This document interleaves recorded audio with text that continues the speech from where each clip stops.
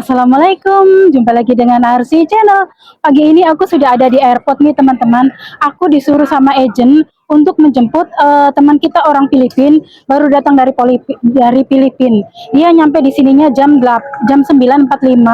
Aku dari rumah jam 9 dan pas nyampe airport itu jam 10.45 ya.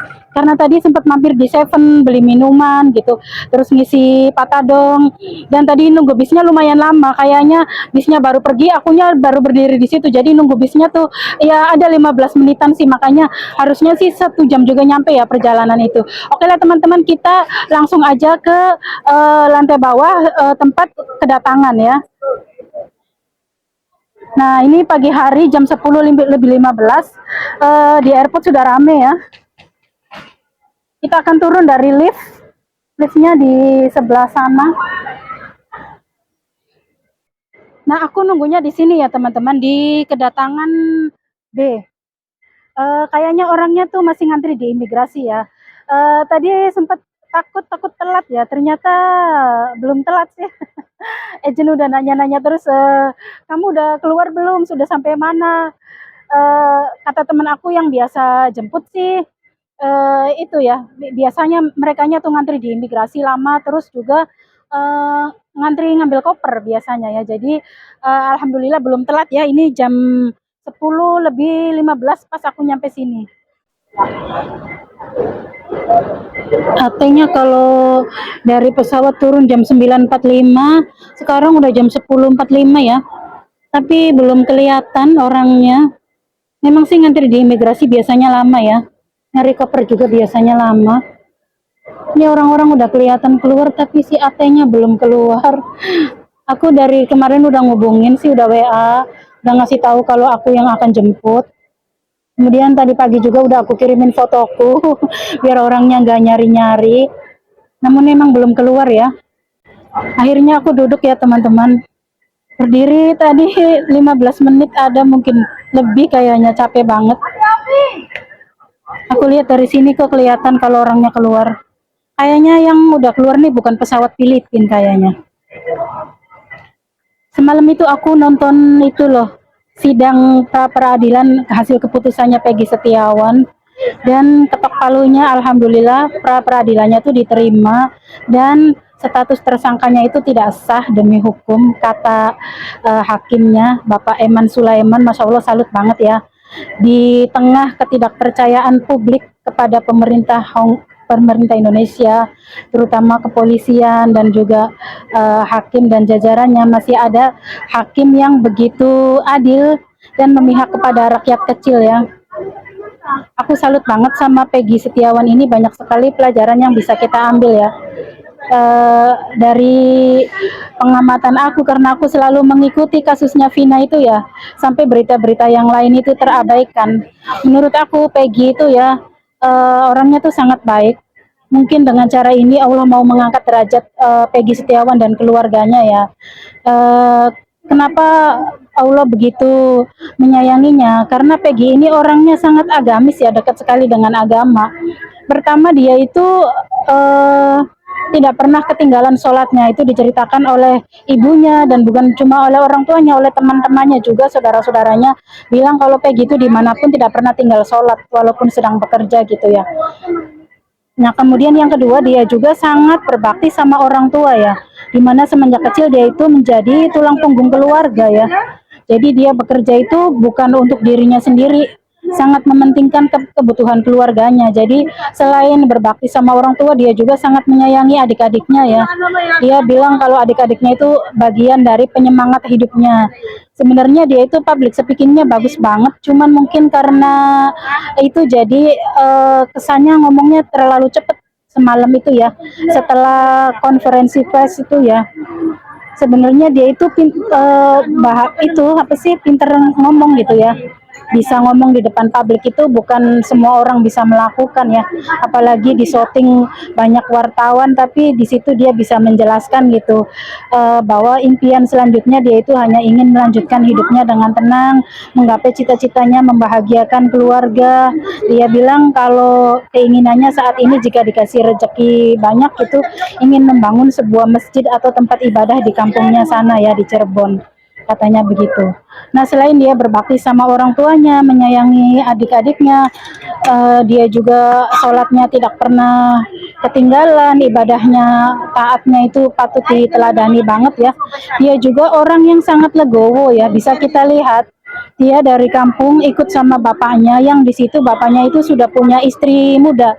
Bapaknya itu sudah nikah lagi, dia itu dengan legowo dikenalkan oleh bapaknya itu sebagai keponakannya gitu, bukan sebagai anaknya. Dia itu terima dikenalkan kepada istri mudanya, ini loh ponakan aku.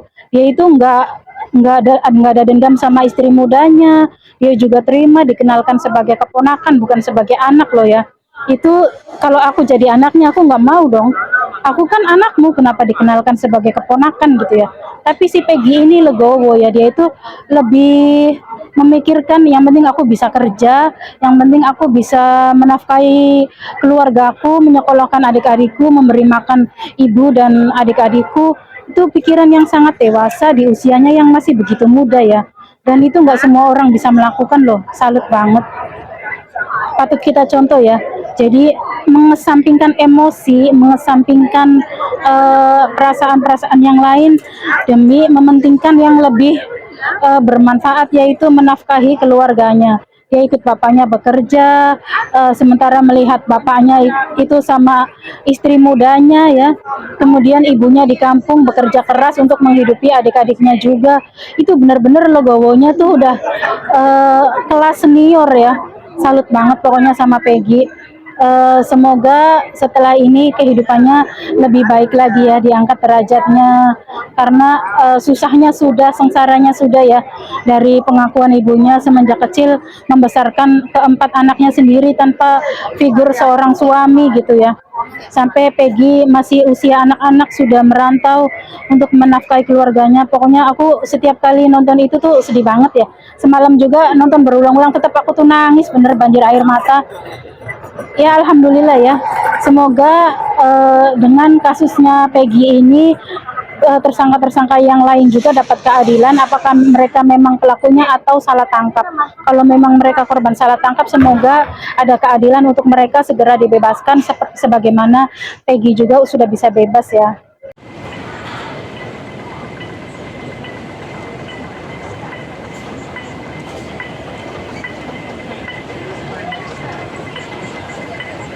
Nah guys, ini aku sudah dalam perjalanan pulang. Orang Filipina sudah sama aku sekarang.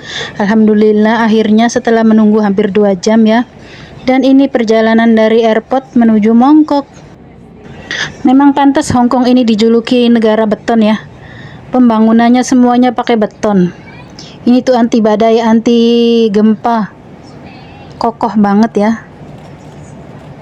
Inilah ciri-ciri negara yang anti korupsi. Jadi uang untuk pembangunannya nggak dikorupsi, hasil pembangunannya ya kokoh.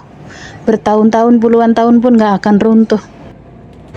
Dan alhamdulillah hari ini cerah ya. Lebih ke panas sih, panas banget. Mana payungnya ketinggalan tadi tuh. Kirain udah dimasukin ke tas, ternyata nggak ada.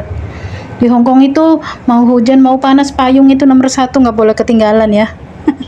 Aduh.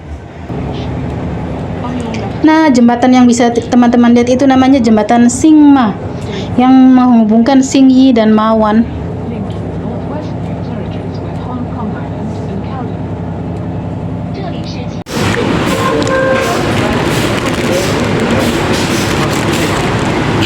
Slowly eat that eh.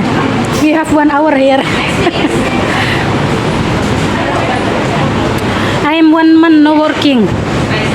I waiting for visa.